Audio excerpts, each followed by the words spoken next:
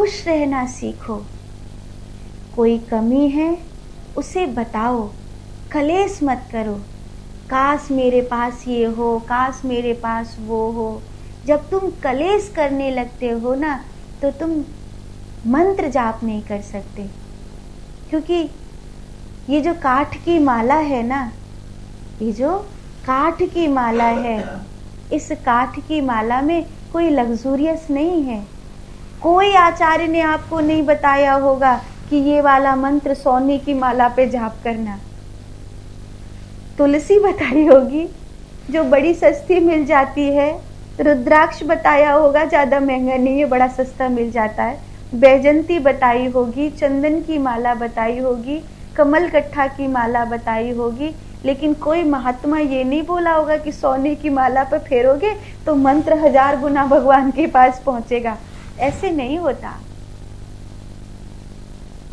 काश ये हो। तो कलेश अगर किसी भी चीज में है, तो जहां तुम हो वहां तुम्हारा कलेश तुम्हारे संग चल रहा है, और तुम्हारा कलेश तुम्हें भजन नहीं करने देगा। फिर तुम कहोगे मैं इतनी साधना करती हूँ, कोई फल ही नहीं मिलता, भगवान मेरी सुनते ही नहीं है। तुम सच्चे मन से 2 माला फेर लो, मैं आपको लिख के दे सकती हूँ। अगर तुम कलेश मुक्त होकर, अहंकार मुक्त होकर 2 माला फेरने लगोगी ना, उस 2 माला में भी तुम्हें लगेगा कि मेरा उस शिव से एकता कुछ दूरी कुछ कम होने लग गई है, दूरी कुछ कम होने लग गई है। और अगर फिर 10 माला 20 माला 50 माला होने लग गई, फिर तो ऐसा लगेगा कि यही आनंद है, तुम भूखा रख लो कोई बात नहीं है, पर मेरे तो आनंद घन बरस रहा है। मैं तो संसार की, तुम किसने क्या बोला, किसने क्या किया, मुझे नहीं लेना, ना भाड़ में जाओ। मैंने तो मेरे भगवान के स्मरण में खुश, उसके ध्यान में खुश हूं मैं। उसके ध्यान में इतना सुख मिलने लगेगा, इतना सुख मिलने लगेगा कि दुनिया की पंचायती अच्छी नहीं लगेगी, और कलेश और अहंकार मिट जाएगा। इसे मिटाओ।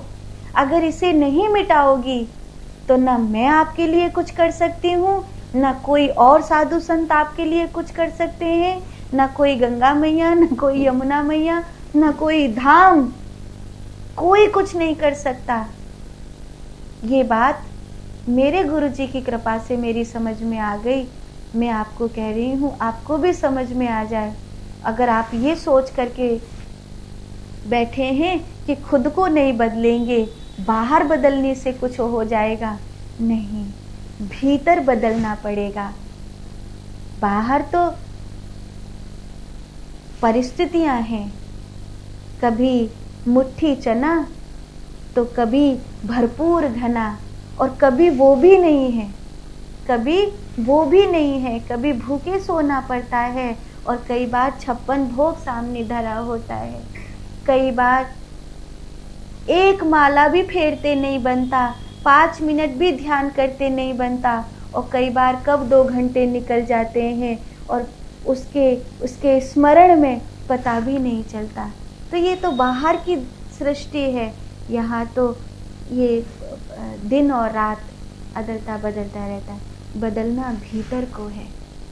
भीतर को बदलो तो ही कोई संत तुम्हारे लिए कुछ कर सकते हैं, तो ही कोई गुरु तुम्हारे लिए कुछ कर सकते हैं, कोई धाम तुम्हारे लिए कुछ कर सकता है, गंगा यमुना तुम्हारे लिए कुछ कर सकती है। अगर भीतर नहीं बदला तो कोई तुम्हारे लिए कुछ नहीं कर सकता। इस धरती पर खुद नारायण उतर के आ जाएं, तभी भी तुम्हें नारायण की प्राप्ति नहीं होगी। तो ये तत्व की बात बताते हुए कहते हैं, कर्तृत्व का भाव, भोक्तापन का भाव और आदि समस्त वृत्तियों का भाव, ये तीनों ही भीतर हैं। इनको हटाकर परमार्थ तत्व की प्राप्ति से राग रहित होकर, राग रहित माने ऐसा चिपक नहीं रखनी है किसी भी चीज से। और आपको सच्ची सच्ची बताऊं, संसार से तो राग रखना ही नहीं है, भगवान से भी नहीं। ऐसा 24 घंटे अगर कोई मेरे दरवाजे पर बैठा रहे तो मैं खुद इरिटेट हो जाऊंगी। तो 24 घंटे आप भगवान के लिए रोते रहेंगे, तो भगवान कहेंगे तुझे क्या चाहिए, तुझे क्या चाहिए, और अगर नहीं बताएगा मैं तुझे कैसे दूंगा। अगर फिर भी कोई साधक ना तो कुछ मांग रहा है, ना तो भगवत प्राप्ति के ध्यान में प्रवेश कर रहा है, केवल राग करके बैठा है, तो उस वैष्णव को नियति के द्वारा कई बार बहुत बहुत परीक्षाएं दी जाती है। वो परीक्षाएं इसलिए है क्या सचमुच द्वारे से भीतर आने के योग्य है या खाली ऐसे ही द्वारे पर बैठा है। अगर द्वारे से भीतर आने के योग्य है तब तो फिर अपनी योग्यता प्रमाणित करनी पड़ेगी, तो वो कितनी बार परीक्षा लेंगे कि भाग जाए यहाँ से। पर अगर योग्य हो गया तो फिर भगवान के धाम में बुलाया जाएगा, और अगर योग्य नहीं हुआ तो उसे भगवान के धाम में द्वारे से द्वारे पर ही सुटका दिया जाएगा दुनिया में। तो ये जो राग है, परमार्थ तत्व की प्राप्ति से राग रहित तो होकर के आनंद के अनुभव से ब्रह्म भाव में पूर्णतया स्थित होकर निर्विकल्प और मौन हो जाओ। निर्विकल्प और मौन का अर्थ है कि जीवन में कोई और विकल्प नहीं है। ऐसा होता है कि किसी को एक किताब न सही तो दूसरी किताब, एक कॉलेज न सही तो दूसरी कॉलेज, एक भोजन न सही तो दूसरा भोजन, एक कपड़ा न सही तो दूसरा कपड़ा, विकल्प रहता है ना जीवन में। ऐसे ही भगवदीय विकल्प होता है। भगवदीय विकल्प भगवान का ऐसा था कि अगर ठीक है भगवान मिले तो ठीक, नहीं मिले तो अभी मैंने कोई सन्यास थोड़ी लिया है, मैं तो खाली ब्रह्मचारी हूँ, मैं अपना गृहस्थ वापस बचा लूँगा। मिला तो ठीक, नहीं मिला तो कोई बात नहीं है। ऐसे ये वाले गुरुजी अगर अच्छे निकले तो बहुत बढ़िया है, अगर गुरुजी अच्छे नहीं निकले मैं तो जा रहा हूँ, मुझे नहीं करना है तुम्हारे पूजा पाठ भजन ध्यान। ऐसे तो भाग जाते हैं, ढेर सारे लोग भाग जाते हैं।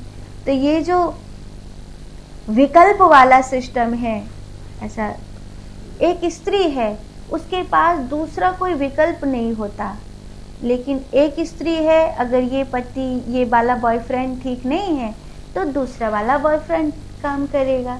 लेकिन एक के पास कोई विकल्प हो ही ना, कोई विकल्प ना हो, तो साधक क्या है, योगी क्या है, जिसके पास कोई विकल्प नहीं है, केवल और केवल परमात्मा ही एकमात्र विकल्प है।